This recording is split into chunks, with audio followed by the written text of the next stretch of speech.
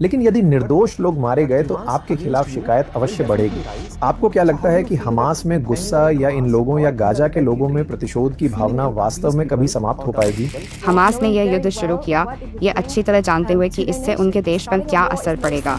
युद्ध शुरू करना कोई आसान फैसला नहीं होता और निर्दोष नागरिकों का बेरहमी से कत्लेआम करना, बलात्कार, हत्या, कुत्तों और जानवरों को गोली मारना, यही सब हमास ने 7 अक्टूबर को किया था। हम जानते हैं कि इजराइल के पास बहुत अच्छी तकनीक है, विज्ञान और तकनीक। तो बात यह है कि ऐसा कैसे संभव है कि आईडीएफ अपने बंधकों को गाजा से वापस नहीं ला सका? आईडीएफ नागरिकों पर हमला करना चाहती है, ऐसा कहना पूरी तरह से गलत होगा। गाजा में सुरंगों का एक पूरा शहर है और यह कोई आसान काम नहीं है। हमास ने चालाकी से खुद को ऐसे इलाकों में घेर रखा है जहां वे जानते हैं कि हम हमला नहीं करेंगे, और यही वजह है कि युद्ध लंबा खींच रहा है। अगर वे बंधकों को छोड़ देते, अगर वे आत्मसमर्पण कर देते, तो युद्ध खत्म हो जाता। तो मैम, आपके इस प्रस्तुतिकरण के लिए धन्यवाद। मेरा सवाल है, आपको क्या लगता है कि हमास का वास्तव में अंत कैसे होगा? मुझे कैसा लगता है? हमास का सफाया हो जाएगा या उसका अंत हो जाएगा? मेरा अगला सवाल यह है कि वास्तव में जब आप आंख के बदले आंख की नीति अपनाते हैं, जो उन्होंने आपके साथ किया, आप वही उन्हें वापस कर रहे हैं। आप बस अपने बंधकों की तलाश कर रहे हैं। खोज कर या भाग कर या अपने बंधकों को वापस लाकर उन्होंने अपने ही लोगों को खो दिया। या तो वे या तो उनके बच्चे या घर की महिला हो सकती हैं। लेकिन यदि निर्दोष लोग मारे गए तो आपके खिलाफ शिकायत अवश्य बढ़ेगी। तो आपको क्या लगता है कि हमास में गुस्सा या इन लोगों या गाजा के लोगों में प्रतिशोध की भावना वास्तव में कभी समाप्त हो पाएगी? आप क्या महसूस करते हैं? सबसे पहले मुझे लगता है कि युद्ध बहुत कठिन और दुखद होता है और युद्ध में मारे गए हर नागरिक का शोक मनाया जाना चाहिए। और यह, आप जानते हैं, सच में युद्ध का दर्द किसी भी पक्ष के लिए दिल तोड़ने वाला होता है। लेकिन जैसा कि आपने कहा, इजराइल ने यह युद्ध शुरू नहीं किया था, हमास ने यह युद्ध शुरू किया, ये अच्छी तरह जानते हुए कि इससे उनके देश पर क्या असर पड़ेगा।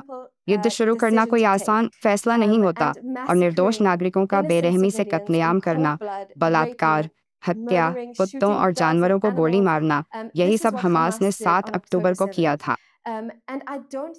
और बंधक बनाना यह हमास की रणनीति का हिस्सा है जो युद्ध को लंबा कर रही है, क्योंकि यह हमारी सेनाओं के संचालन की सीमाएं तय कर रही है। और आप जानते हैं, हम नागरिकों को नुकसान से बचाने के लिए कई कदम उठाते हैं।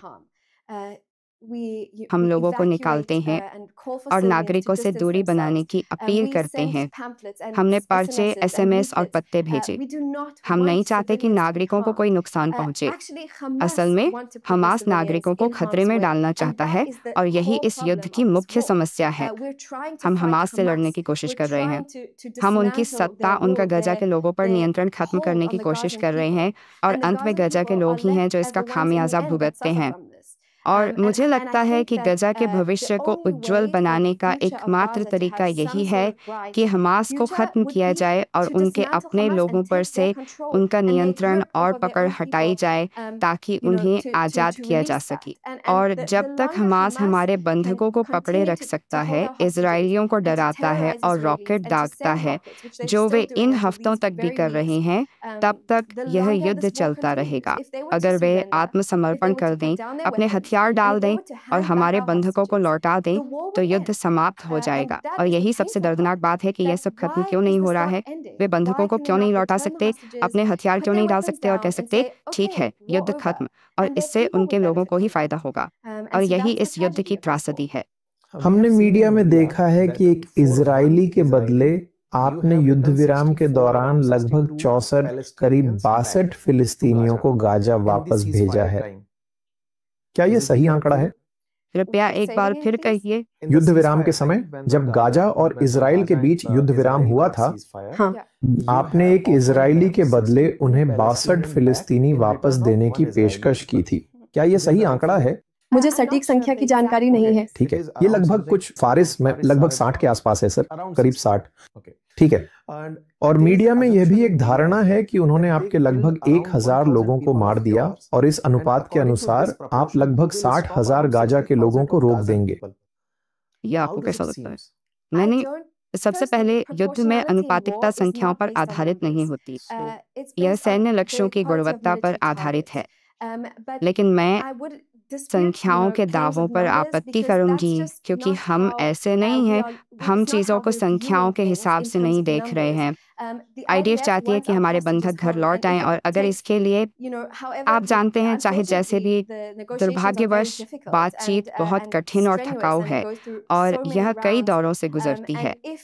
और अगर कीमत यह है कि एक बंधक के बदले 60 फिलिस्तीनियों को रिहा करना पड़े, तो मुझे लगता है कि यही सौदा है, यही वार्ताकारों ने हासिल किया है।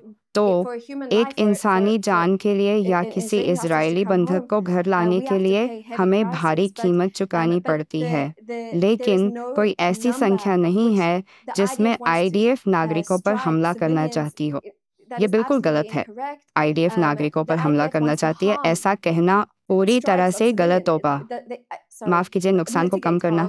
हमारे लिए विचार यह है कि नागरिकों पर हमलों से होने वाले नुकसान को कम किया जाए, या युद्ध में नागरिकों का हताहत होना एक साइड इफेक्ट है और ये दर्दनाक है।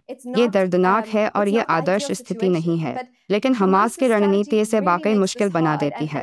और मुझे लगता है कि मैं इन आंकड़ों पर भी सवाल उठाऊंगी। 60,000 का आंकड़ा हमास के स्वास्थ्य मंत्रालय द्वारा बताया गया है।